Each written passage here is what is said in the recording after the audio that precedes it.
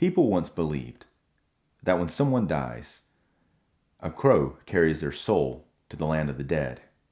But sometimes, something so bad happens that a terrible sadness is carried along with it, and the soul can't rest. But sometimes, just sometimes, the crow can bring that soul back and put wrong things right. That is the opening narration to the 1994 movie The Crow, as spoken by the young preteen character Sarah. And it is the only explanation given within the movie about the supernatural events that occur. Hi, I'm Dave Watkins, and today we are going to talk about the new 4K version of the movie The Crow, starring Brandon Lee, directed by Alex Proya, and I hope I'm pronouncing that right. Now, this is a steelbook with a plastic cover on the outside. It's a slip cover. Pictured on the outside of it, we do see the crow, which is a bird. And we do this, we see the character Eric Draven. Now, note, they are not the same.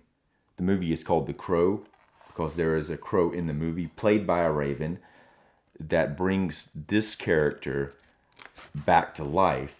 So this cover comes off, and here is so here's the front cover, and it says "Real love is forever." And on the back, which is this looks pretty cool, but it says "Victims aren't we all?"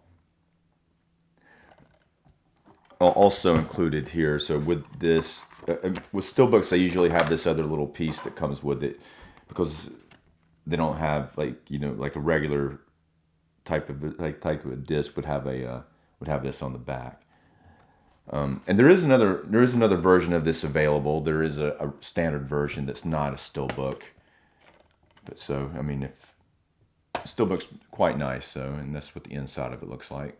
The movie's budget was around $23 million, and it made $94 million at the box office in 1994, which is fairly impressive. It also spawned 3 sequels so far. I saw the first sequel in the movie theater. It was pretty good. The second 2 had brief theatrical runs, probably about a week, and then they were released direct to video. I've heard bad things about both of them, as I hadn't watched them. And I heard that there is a new one coming out this year, so I guess we'll see how that goes. So this movie's based on a comic book, and it's an anti-superhero movie. And I can think of some other similar types of revenge movies with supernatural twist. I could think of a High Plains Drifter with Clint Eastwood. It is not as overtly supernatural, but his follow-up, Pale Rider, which told a similar story, was. But the movie that I think has a similar tone to this horror-wise, this isn't really a horror movie, but it kind of gets close to it. Creepshow 2 has this one story where the wooden Indian comes to life and avenges the deaths of the store owners that are killed by a group of thugs. And that's closer to this. But the movie is a simple story. Obviously, it's been done, but the way that it's presented here, it works. When you're watching it, you're not thinking, okay, this is getting really redundant. He's going to go kill this one guy and then kill this other guy. The way that it's structured, and I think the art direction of the movie and the character stuff makes it so that it works. This movie is probably responsible for the goth trend of the 90s. Take a look at this iconic image here, where he's wearing all black. He has a trench coat.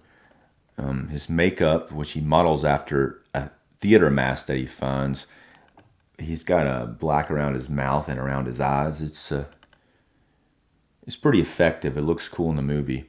Now, the upgrade to 4K looks terrific here. The details are clear. They're very sharp. It probably looks better than it's ever looked. There's not a lot of film grain present here. So there may have been some digital cleanup, but it doesn't look fake. It doesn't look plasticky, or the details are preserved. I haven't talked about the character played by Ernie Hudson, who's the good cop character, and he's a very likable and much needed character, as most of the characters in this movie are either either like villainous thugs or this avenging character out trying to kill them. But then now you have Ernie Hudson's likable character that gives you a nice link to humanity, as well as the young girl Sarah. They took care of her because her mom is a druggie, so Eric and his wife took care of her before they were murdered. So those two characters, Ernie Hudson's cop character who has been investigating their murder, and the young girl are the two links to humanity in the movie, and very important characters. Now the movie does a good job of presenting the four thug characters that he's out to kill as different types of characters, and each set piece when he goes from one to the other, it makes it very, very interesting. All four of these characters, a year after their murderous acts, are still living in an extreme state of excess that is very self-destructive.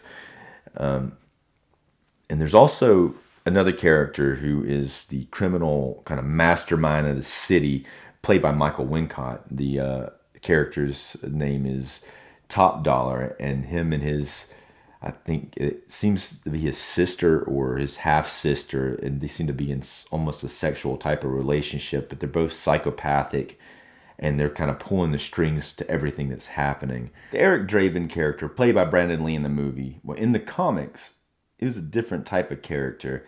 He was more of a cold, emotionless killer who, as he was killing his victims, would recite poetry. Brandon Lee doesn't play it this way. And if you think that's what he's doing, then you might misunderstand his performance. There is one scene where he does pop in and recite some poetry. He throws out a few lines from Edgar Allan Poe's The Raven. It comes off a little contrived when it happens. And when I first heard that, I was thinking, oh man, this could get a little rough if this keeps going in this direction. But luckily they cut that out and they just went with more natural dialogue. So what he does do is he uses his emotions. He uses a kind of a mixture of the darkness of being brought back to life and the darkness of doing these vengeful acts, but he's also mixing it with humanity and the sadness that he's feeling towards especially his fiance's death or murder. And so he's a character who's struggling with these, but he knows that these people, they're a menace anyway. They need to go. But it's a very powerful performance, and the way that he moves as this character, very angelic like, and very, very physical performance as far as his stunt work and even moving, just the way he jumps on things. It's very, very impressive. Now, this movie is notorious for the fact that the lead actor, Brandon Lee, was killed during production by a blank gun, which a very tragic incident. I think that had he not died, he would have been a major action movie star. He had the charisma, and this movie probably would have catapulted him directly to stardom. Well, I highly recommend this new 4K version of The Crow. The movie looks amazing. Thanks for watching. If you haven't done so already, please subscribe and like this video. And if you have something to say, just say something in the comments.